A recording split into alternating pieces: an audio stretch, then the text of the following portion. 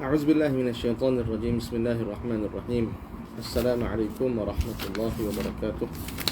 إن الحمد لله نحمده ونستعينه ونستهدي ونستغفره ونتوب إليه ونعوذ بالله من شرور أنفسنا ومن سيئات أعمالنا. من يهده الله فلا مضل له ومن يضلل فلن تجد له وليا مرشدا.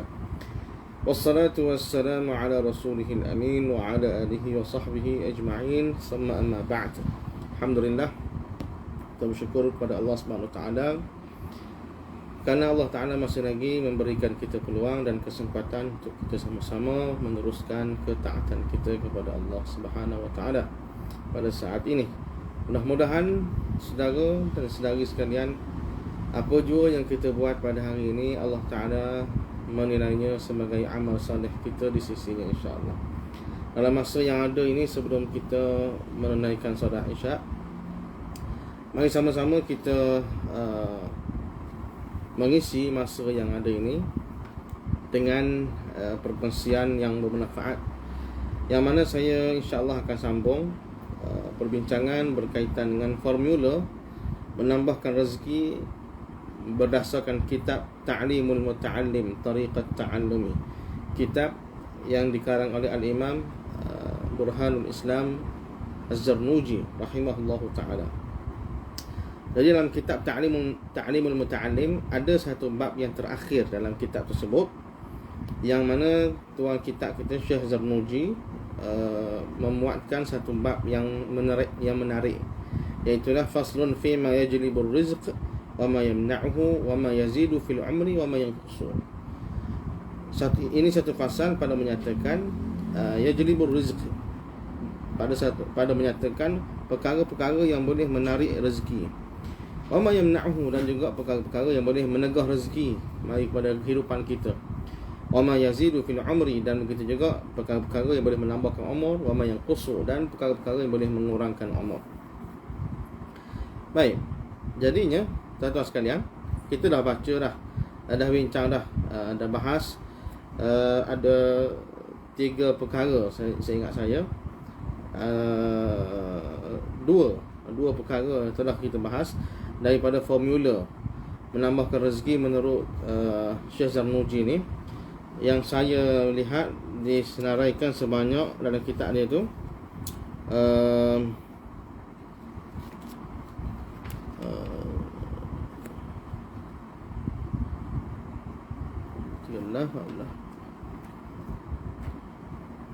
lebih kurang ada 20 formula dalam kita nak menambahkan rezeki. Jadi daripada 20 ni, kita dah tengok 2 daripada 20, iaitulah berkaitan dengan sedekah dan juga berpagi-pagi. Dalam kita buat sesuatu pekerjaan, kita buat di awal waktu pagi. Jadi pada malam ini ada formula yang ketiga dalam kita nak tambah rezeki kita ni. Maklum sajalah, di musim-musim begini lagilah kita memerlukan berhajat kepada tambahan-tambahan rezeki untuk kita menjaga kehidupan kita ke, kehidupan keluarga ke, ataupun untuk keperluan-keperluan lain lah. Maka di sana ada panduan sebenarnya tuan-tuan sekalian yang diajar oleh ulama kita. Antaranya disebut oleh Syekh Zarnuji dalam kitab Ta'limul Muta'allim. Perkara yang kita nak bincangkan pada malam ni, iaitulah yang jarang orang kabur. Kalau pergi seminar-seminar ataupun bengkel-bengkel untuk menambah kekayaan hidup, mereka tak sebut ni bab ni, benda ni, tapi dalam kitab Syekh ni disebut.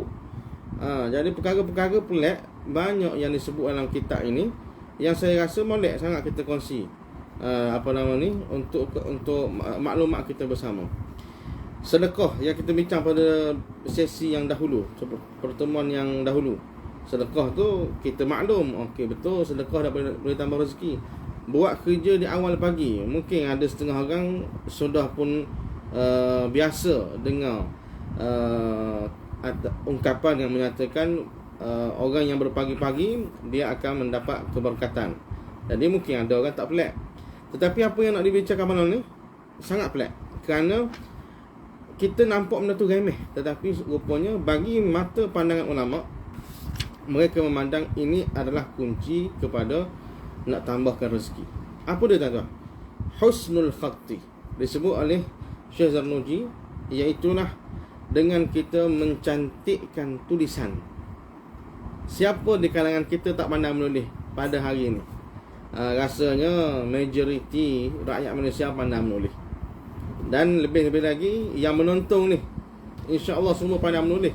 Sebab nak menonton benda-benda, nak melayari di media sosial ni, medsos ni, dia memerlukan kita kena tarik ke kata kunci tu. Nak tarik Facebook Masjid Abidin ke, nak tarik apa ke, mesti kena tarik. Bila nak tarik, itu kita dah dikira kita menulis secara di talian. Kita menulis. Sebelum kita pandai menulis di talian, kita mesti pandai menulis di atas kertas. Jadi menulis di atas kertas ini adalah suatu perkara yang basic. Kita sebut gitulah di zaman moden hari ni. Oleh demikian, apa yang kita nak bahaskan pada malam ni tidak menjadi suatu yang beratlah kepada siapa-siapa sahaja yang mengikuti perbincangan kita pada malam ni. Kerana insya-Allah semua boleh buat benda ni.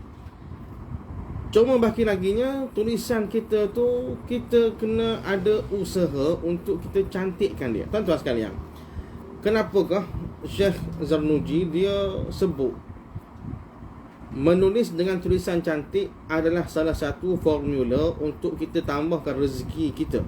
Kenapa? Saya duduk temenung apa semua, saya cari-cari apa yang disebutkan oleh ulama dalam satu dua dapatan. Maka kita pun tengok ada 3 perkara lah. Saya boleh ringkaskan 3 perkara. Kenapakah tulisan yang cantik ini menjadi suatu formula untuk kita menambahkan rezeki? Yang pertama, tulisan yang cantik lah, biasanya ada berhubungan dengan ilmu. Ini pertamanya. Syekh sebut formula nak tambah rezeki, kamu kena comelkan tulisan. Sebab tulisan ini biasanya ada hubungan dengan ilmu. Orang yang tulis, yang sentiasa mempraktikkan tulisannya dengan gaya penulisan yang cantik, yang comel, yang rapi, biasanya dia tidak terlepas dengan ilmu. Oleh demikian, ilmu ni adalah suatu yang boleh menjaga kita dan boleh menjaga harta kita. Bukan setakat dia boleh jaga kita, boleh jaga harta kita, bahkan dia juga boleh jadi suatu sumber rezeki kepada kita. Kerana dengan ilmu kita akan mendapat pelbagai kelebihan-kelebihan yang lain. Nampak tak? Dengan ilmu kita akan mendapat kelebihan-kelebihan yang lain. Allah Subhanahu wa taala sebut kan, yarfa'illahu allazina amanu minkum wallazina utul ilma darajat. Allah Ta'ala mengangkat darjat orang-orang yang beriman di kalangan kamu dan juga orang-orang yang diberikan ilmu. Maka orang yang diberikan ilmu akan diangkat beberapa darjat. Angkat darjat di sini juga bermaksud mengangkat, Allah Ta'ala akan angkat dia punya rezeki, pertambahan rezeki, apa lagi, kelebihan-kelebihan dalam kehidupan dia, sumber kehidupan. Jadi itu dipanggil al-irtifa' dalam ayat ni. Allah Ta'ala mengangkat darjat ni dengan cara Allah Ta'ala beri rezeki yang lebih, beri peluang-peluang, sumber-sumber kekayaan yang lebih kepada orang yang diberikan ilmu ini. Maka oleh yang demikian, dalam satu kalam ulama disebut al-ilmu saydun wal kitabatu qaidun. Ilmu itu diumpamakan sebagai binatang buruan. Al-ilmu saydun wal kitabatu qaidun. Adapun penulisan itu adalah diumpamakan sebagai suatu tali yang akan mengikat binatang buruan yang liar tadi. Ilmu diumpamakan binatang buruan. Maksudnya yang kita nak tangkap binatang buruan. Kalau kita pergi ke hutang, kita nak tangkap apa? Pokok ke apa dia? Bukan binatang buruan. Saydun, bahasa Arab panggil saydun. Baik, nak tangkap binatang beruang ni, binatang beruang maklum sajalah binatang beruang ni dia biasanya liar. Dia akan lari situ sini, lopak situ sini. Memerlukan kepada alat untuk kita tangkap dia. Kalau dalam hutang kita kena ada pistol ke, senapan patah ke, ataupun apa lagi, lastik ke, kena ada anak panah ke, bedah ke, lastik, untuk kita tangkap binatang beruang tadi, burung ke, ayam utang ke, dan apa lagi lah, kacir ke. Nah, maka dalam bab ilmu itu diumpama macam binatang beruang. Kita nak ke binatang beruang, begitu juga kita nak pada ilmu. Bila kita belajar, kita nak pada ilmu tu. Oleh demikian, macam mana nak tangkap binatang beruang, macam mana nak tangkap ilmu ni? Kalau binatang beruang kita tangkap dengan kita punya alat-alat tadi, alat-alat perburuan. Kalau ilmu, ulama kata wal kitabatu qaidun. Penulisanlah adalah satu cara untuk kita mengikat, menangkap ilmu. Maka nampak dah di situ tuan-tuan, hubungan di antara penulisan dan juga ilmu adalah sangat dekat. Orang yang nak berjaya dalam dia punya usaha mendapatkan ilmu, nak tak nak dia kena menulis. Apa yang disebut oleh guru, dia kena tulis. Apa yang dijumpa di tengah jalan, di mana-mana sahaja, perkara yang bermanfaat, dia kena tulis. Dengan cara menulis, kita sebenarnya telah mengikat ilmu. Tulis. Okey. Maka tulis itu pula mestilah ditulis dengan tulisan yang comel lah. Kalau tulis dengan tulisan yang tak comel, mana mungkin kita nak faham pula apa yang kita tulis. Yaqulu al-Mawardi, berkata al-Imam al-Mawardi rahimahullahu ta'ala, walamma kana al-khattu bihadzal hal, bila mana tulisan ini menjadi suatu yang penting, sebagaimana kita bahas tadi, untuk mendapatkan ilmu mesti kena ada tulisan. Wajaba ala man arada hifzul ilm an ya'ba'a bi amrayni, maka wajib ke atas orang yang nak menghimpunkan ilmu, nak menghafal ilmu ni, nak menjaga ilmu, untuk dia menanggung dua perkara, untuk dijaga dua perkara. Ahaduhuma taqwimul huruf ala iskaliha al-mawdu'atu laha. Yang pertamanya, dia mesti kena jaga dari sudut saiz huruf tu, cara dia membentukkan huruf. Taqwimul huruf ala ashkaliha al-mawdu'atu laha. Huruf yang bentuk dia telah disebut begini, maka kita kena jaga cara tulis huruf itu supaya biar betul gitu. Kalau tidak, kita akan jadi keliru bila kita akan nak baca kali kedua, kali ketiga selepas daripada kita dah tulis tu. Maka Imam Al-Mawardi sebut kita kena jaga cara tulis bentuk huruf. Wathani, dan yang kedua, bagi orang yang nak supaya dia boleh jaga tulisan dia dengan comel ketika mana dia menulis ilmu, hendaklah dhabitan ma ishtabaha minha bin nuqati wal ashkali al mumayyazatu laha. Hendaklah kita ini bila menulis, kita kena tandakan apa yang menjadi suatu yang kekeliruan. Kalau kita tak jaga ni, dia akan jadi keliru. Seperti di antara titik dia ataupun baris dia yang membezakan, inilah yang akan membezakan maksud yang kita akan dapat daripada tulisan tadi. Contohnya dalam huruf Arab, dia ada huruf yang sama, jim, ha, kha. Bentuk tulisan huruf tu sama. Jim pun begitu, cekok gitu kan. Ha pun begitu, kha pun begitu. Apa yang bezakan dia tuan-tuan? Yang membezakan dia adalah titik.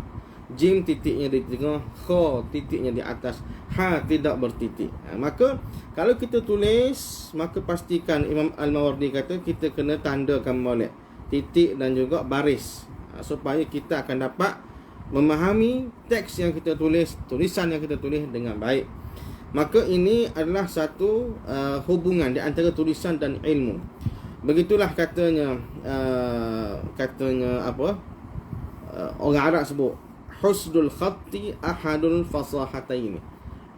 Tulisan yang baik adalah salah satu daripada dua fasahah, dua kefasihan. Iaitulah kefasihan dalam kita bercakap dan kefasihan menulis.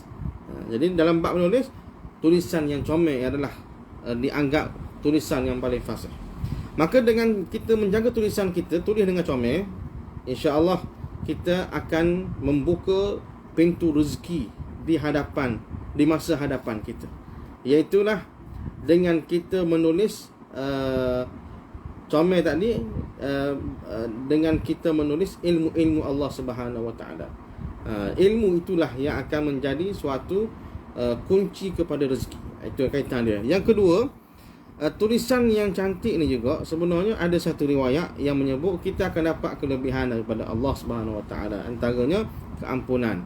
Ada satu riwayat yang disebut oleh para ulama terdahulu, man kataba bismillahirrahmanirrahim fajawwadahu ghafarallahu lahu. Siapa-siapa yang tulis kalimah bismillahirrahmanirrahim dan dia cantikkan tulisan tu, fajawwadahu, dia tulis dengan cantik, ghafarallahu lahu, Allah Taala akan ampunkan dia. Ini bukan hadis Nabi ni, cuma ada diriwayatkan oleh ulama-ulama ungkapan ini. Nak menunjukkan di situ ada hubungan di antara cara kita menulis dengan cantik, yang mana Allah Taala akan melihat itu adalah suatu benda yang comel. Innallaha tayyibun yuhibbut tayyib. Allah Taala ni baik, bagus, dan dia suka kepada semua-semua bentuk yang bagus, yang rapi, yang kemas. Maka tentu sekali bila kita tulis dengan tulisan yang baik, Allah Taala akan buka pintu rezeki kerana dia suka kepada kita masa itu. Dan yang terakhir, kita sebut kenapa tulisan cantik menjadi suatu kunci kepada rezeki, kerana dia membuka kefahaman yang jelas. Dia akan membuka kefahaman yang jelas. Katanya Ishaq bin Hamad, ulama nama Ishaq bin Hamad, al-qalamu lil katib kasayfi lisyuja'. Pen ini ataupun pensel ni kepada orang menulis seumpama pedang bagi orang yang berani.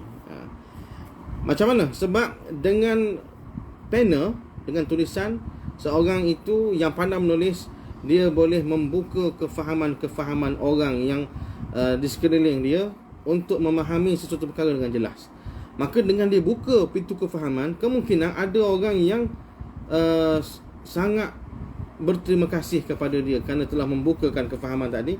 Dia sanggup membayar berapa sahaja yang dikehendaki untuk harga kefahaman yang didapati. Okey, itu maksudnya dengan menulis kita boleh buat pitih lah, maksudnya begitu. Nak lagi, kalau kita belajar dengan lebih mendalam dalam ilmu penulisan, banyak sekarang ni majalah-majalah dan juga apa lagi, artikel-artikel yang buku-buku, syarikat penerbitan buku yang menunggu hasil tulisan daripada seorang penulis. Mungkin seorang penulis tu kita belajar. Maka tulisan-tulisan yang comel, ketika mana zaman dahulu tidak ada mesin percetakan, mereka bergantung kepada tulisan kitab-kitab yang ditulis dengan tulisan yang jelas, yang cantik. Maka bagi orang yang menulis dengan tulisan yang jelas, maka dia akan mendapat habuan ganjaran yang banyak, kerana tulisan dia difahami oleh orang pada masa itu. Ulama-ulama kita ada yang menulis Quran dengan tangan.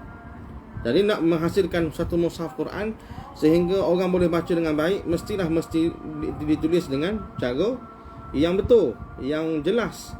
Antara ulama yang menulis Al-Quran dan menjual Al-Quran itu kepada orang, menjadikan hasil tulisan Quran itu sebagai suatu sumber pendapatan kehidupan dia, iaitulah Syekh Mulla Ali Al-Qari. Ini seorang ulama dalam mazhab Hanafi. Beliau diriwayatkan menulis, buat kerja dia menulis Quran, mushaf Quran dengan tulisan tangan dia. Jadi tentu sekali tulisan tangan dia comel. Maka tulisan tangan yang comel dapat menarik rezeki daripada Allah Subhanahu Wa Taala. Baik, tuan-tuan sekalian. Maka disebut lagi ada satu kalam Ad-Dhahhak bin Ajlan, ya man tu'atil al-kitab ijma' qalbak 'inda darbaka al-qalam fa innama huwa 'aqluka tazhiruhu. Ini Ad-Dhahhak bin Ajlan sebut, wahai orang yang diberikan ilmu penulisan, himpunkanlah hati kamu ketika mana kamu memukul pena kamu. Masa menulis tu, himpunkan hati sekali, kerana itu adalah suatu akal kamu yang telah dizahirkan kepada orang, iaitulah kita telah membuka kefahaman orang-orang ini dengan cara kita memukul pena kita. Maka hendaklah masa tulis tu himpunkan penulisan kita, biarlah daripada hati kita. Jadi daripada hati combine pula dengan tulisan yang comel, insya-Allah akan lebih membuka kefahaman orang. Orang terbuka kefahaman, di situlah terbukanya pintu rezeki kepada kita. Tuan-tuan sekalian, kesimpulan. Ada kalam ulama sebut al-khattu lil amiri kamal wal ghaniyyu jamal wal faqirul mal. tulisan ini bagi seorang pemimpin adalah merupakan kesempurnaan. Bila orang tengok pemimpin ni pandai menulis, dia adalah satu kesempurnaan bagi dia. Walil ghaniyyi jamal, dan bagi orang kaya tulisan ini adalah suatu yang mengindahkan, yang menghiaskan dia bagi orang yang kaya. Bila dia boleh tulis dengan baik, maka dia adalah satu keindahan kepada si kaya. Walil faqiri malun, bagi seorang yang fakir, orang yang miskin, penulisan adalah suatu sumber rezeki bagi dia. Mudah-mudahan apa yang kita bincangkan pada malam ni boleh bermanfaat. InsyaAllah kita sambung lagi formula menambah rezeki yang disebut oleh kitab Ta'lim Muta'allim ini pada siri akan datang, yang berbaki lagi insyaAllah. Aqulu qawli hadha wa astaghfirullahal azim li wa lakum. Bismillahirrahmanirrahim. Wal 'asr. Bismillahirrahmanirrahim. Allahumma anfa'na bima 'allamtana wa 'allimna bima yanfa'una. Rabbana zidna 'ilma. Wa sallallahu ala nabiyyina Muhammad wa ala alihi wasallam. Alhamdulillahi rabbil alamin. Assalamualaikum warahmatullahi